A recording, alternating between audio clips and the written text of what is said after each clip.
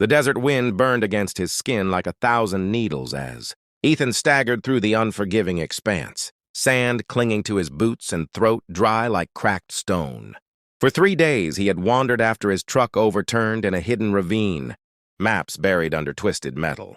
Radio shattered, no signal, no hope, only miles of hostile wilderness stretching endlessly beneath a merciless sun. Each step felt heavier than the last, his vision blurring at the edges, hallucinations whispering in the dunes, the echo of coyotes howling in the distance. He tried to remember why he ever agreed to take the remote route through Arizona's wild country, chasing adventure and solitude, thinking he understood nature's harshness. But the desert was patient and cruel, waiting to claim those foolish enough to challenge it. His canteen had run dry the night before, and now the heat scorched his lungs with every breath until finally his legs buckled and he collapsed, face first into the burning sand, too weak to rise, resigned to becoming another forgotten skeleton swallowed by the shifting dunes. But just as darkness pulled him under, shapes emerged through the shimmering heat haze, silhouettes moving silently and swiftly. At first he thought they were mirages, phantoms conjured by dehydration, but then he heard the soft thump of footsteps, the rustle of leather, the clicking of painted beads. Rough hands flipped him onto his back, voices speaking rapidly in a language he didn't understand, tones sharp and commanding. He blinked through the haze and found himself staring up at figures wearing intricate braids, adorned with feathers, their faces painted with striking patterns of red, white, and black. Weapons glinted at their sides, bows, knives, spears, handled with the ease of those trained since childhood. Panic surged weakly through him, but before he could speak, something cold pressed against his lips. Water. Sweet.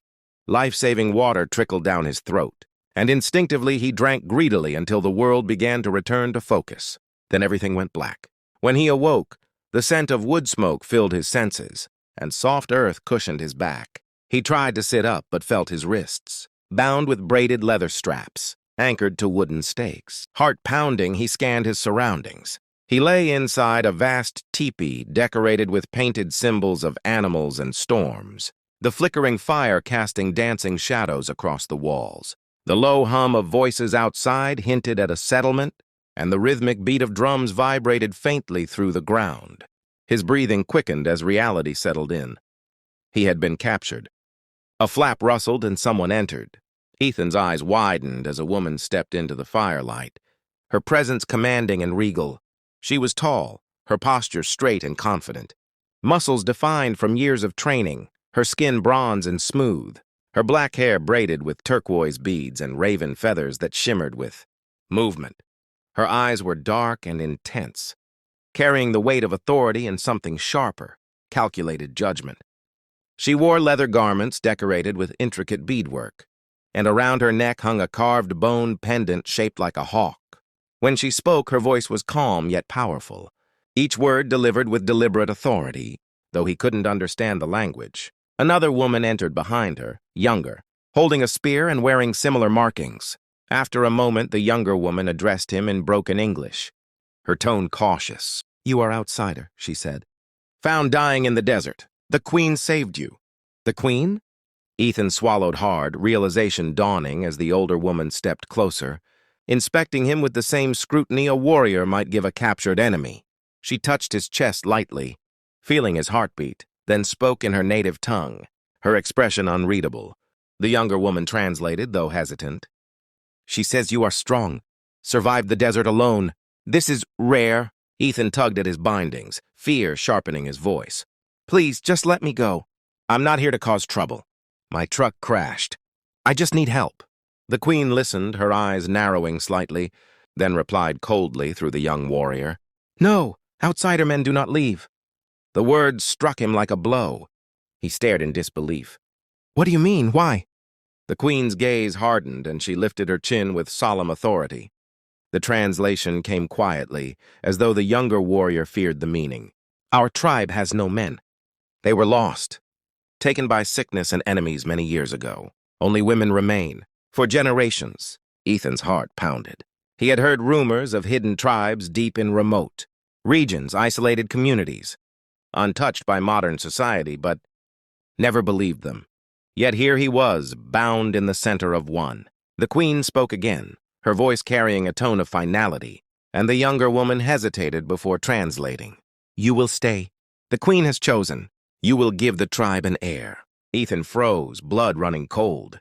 What? No, that's insane! The queen stepped closer, eyes gleaming with something fierce and determined. She placed her hand against his jaw, tilting his face upward, inspecting him like a prize. He tried to pull away, but the bindings held him fast.